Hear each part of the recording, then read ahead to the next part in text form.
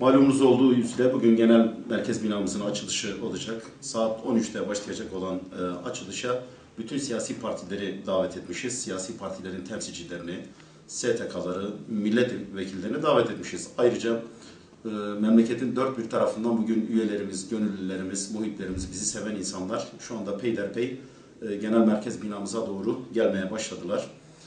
Ancak hava muhalefeti nedeniyle özellikle doğu bölgelerinde Diyarbakır ve Van başta olmak üzere uçak seferlerinin iptal edildiğini duyduk. Bu anlamda birazcık belki bir sıkıntı yaşayacağız. Bu vesileyle üye ve gönüllülerimizin, özellikle yolda olanların dikkat etmeleri gerektiğini özellikle belirtmek istiyoruz.